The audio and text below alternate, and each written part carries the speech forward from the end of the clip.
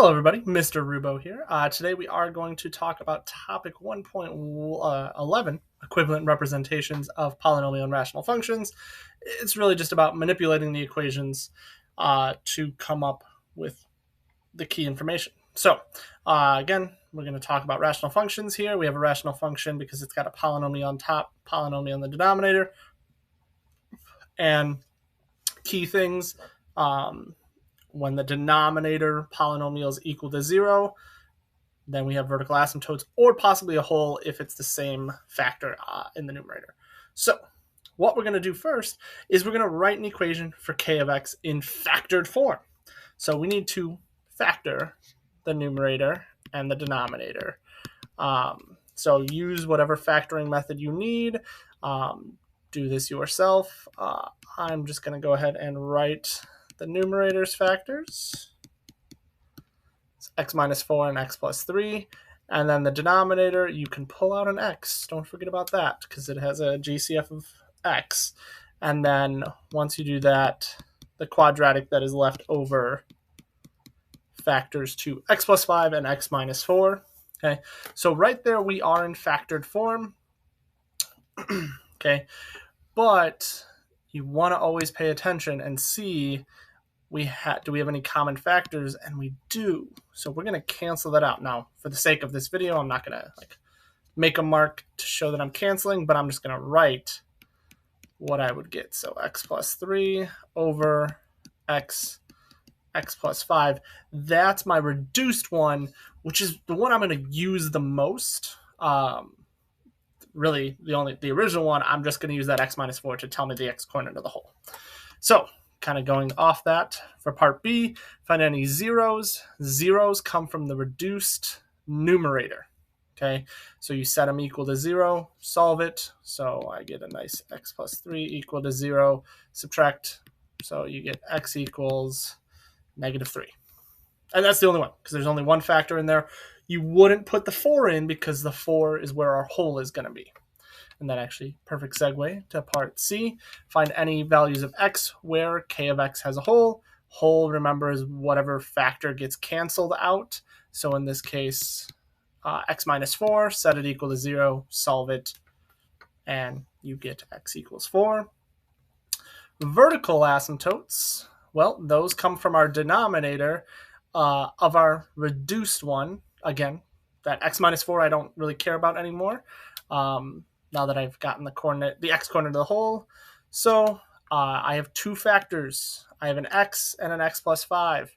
Don't forget about the x. Most common one when there's an x anywhere, whether it's denominator or numerator, people forget about it.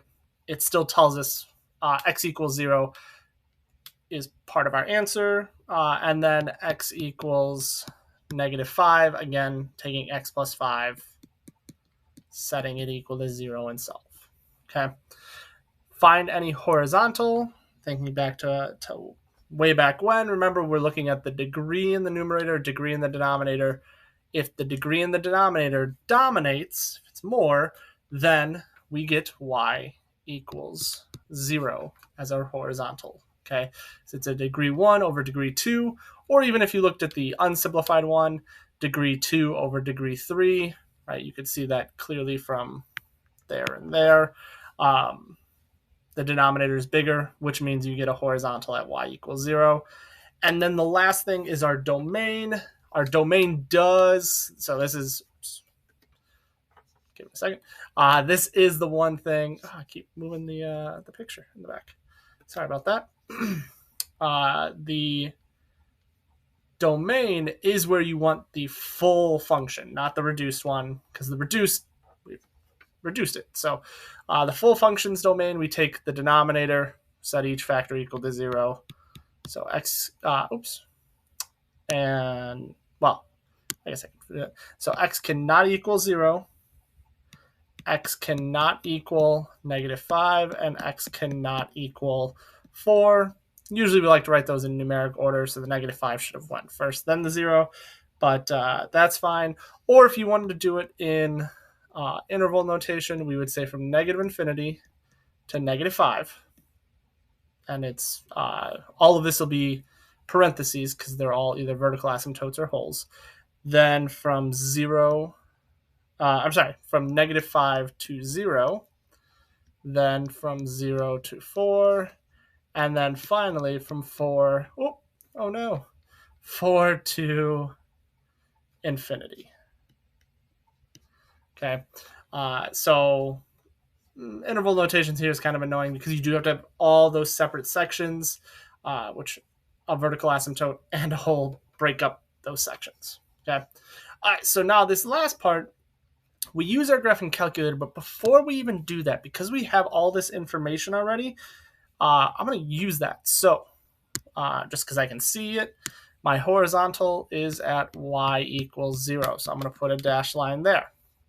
Then vertical is at x equals -5. So 1, 2, 3, 4, 5, right there. Right, and at 0. So there's all my verticals. Okay, and look at that. I haven't even touched the calculator yet. And then 0 at -3. So I'll put my 0 at -3. 1, 2, 3. And it is okay to pass a horizontal, just not a vertical. And then my hole, I know it's at 4, but I don't necessarily know exactly where at 4. So this is at the point where I would go to my calculator, see what this graph looks like. And I'm just going to, don't have my calculator program ready. So I'm just going to kind of go through what I've already looked at. So this graph will look something like this. Goes to a negative infinity, then it switches sides, goes like this, positive infinity to negative infinity, going through that -3, and then this one hugs that, flattens out. Ooh, I'm missing that. Flattens out, and the hole here is at 4. So we're going to put a little hole and shoot it out that way. And yeah, you won't necessarily see that hole on the graph unless you plug in a value, and it'll give you an error. And yeah, there is what your graph should look like. Just again, don't forget the hole. If you look at a calculator, it's not going to show you that hole. You have to either find it yourself, like we did, or you would have to click on that value on the calculator and see that it doesn't exist. Okay. All right. Thanks for watching. Have a good day.